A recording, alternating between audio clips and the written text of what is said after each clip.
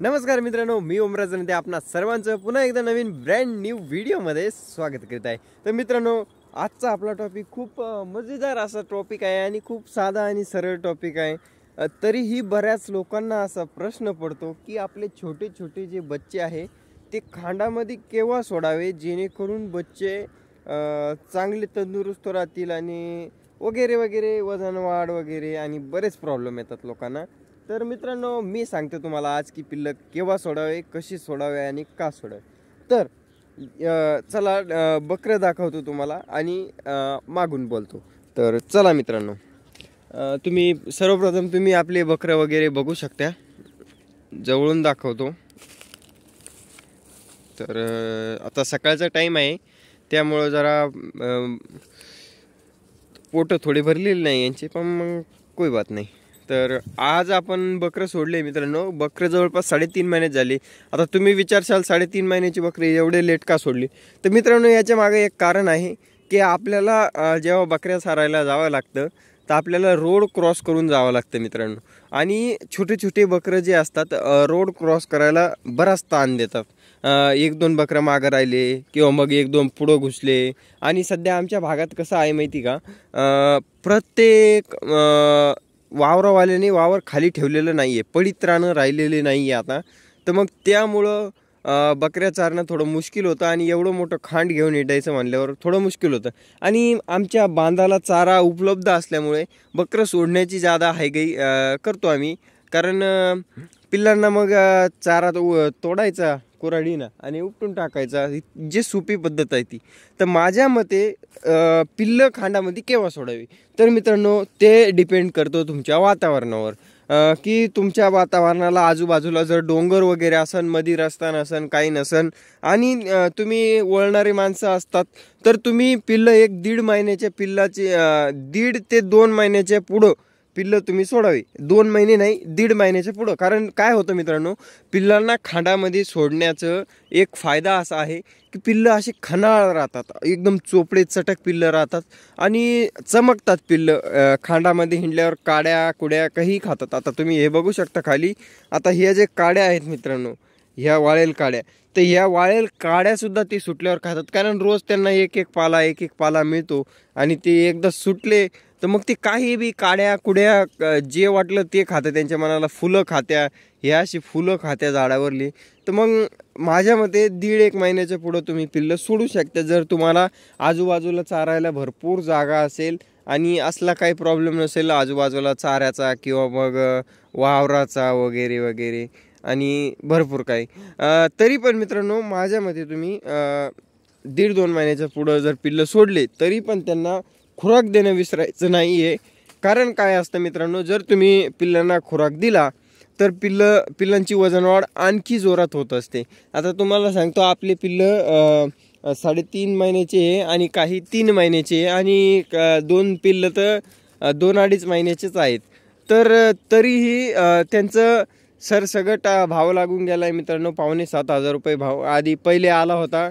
पहिले 6 लावला, नंतर 6.5 लावला आणि नंतर 5,500 रुपये भाव लावला मित्रांनो, सरसगट 15 पिल्लांचा। आणि पिल्लं बघू शकता तुम्ही कसे आहेत, ह्या प्रकारची पिल्लं आहेत मित्रांनो।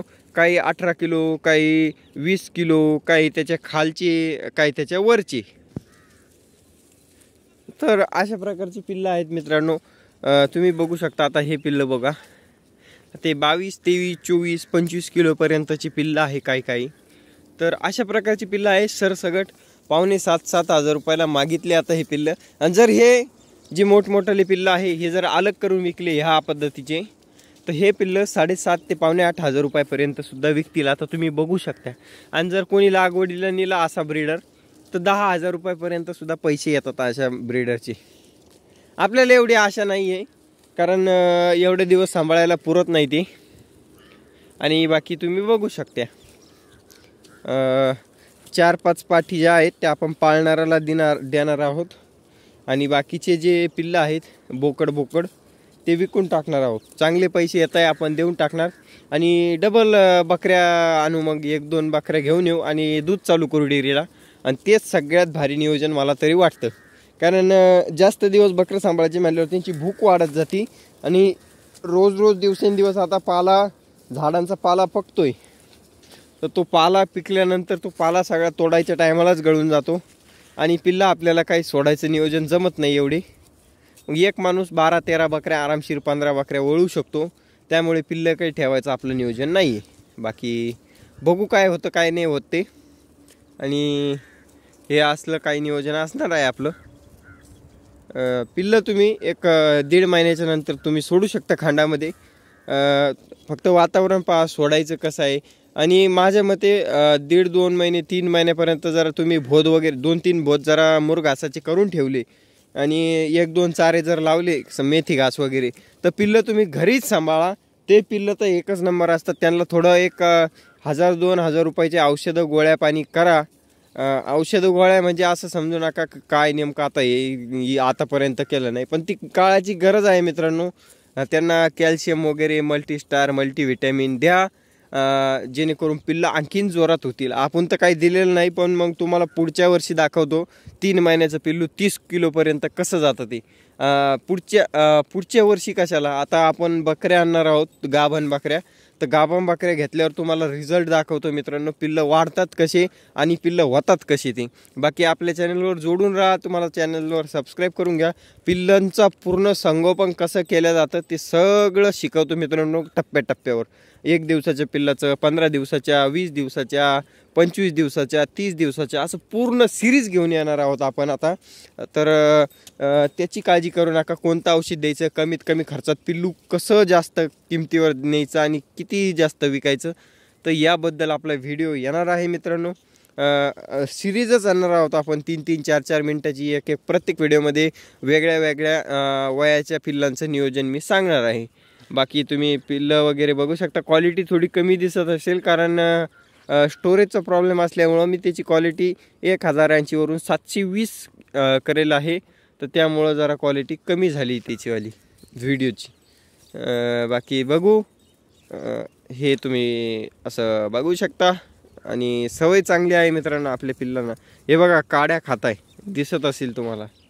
हे बघा काड्या कुड्या काही खाते ती बाहेर सुटल्यानंतर, कारण रोज रोज एकच पाला म्हटल्यावर थकून जाता. भेटूया मित्रांनो पुढच्या व्हिडिओमध्ये. तोपर्यंत बाय बाय.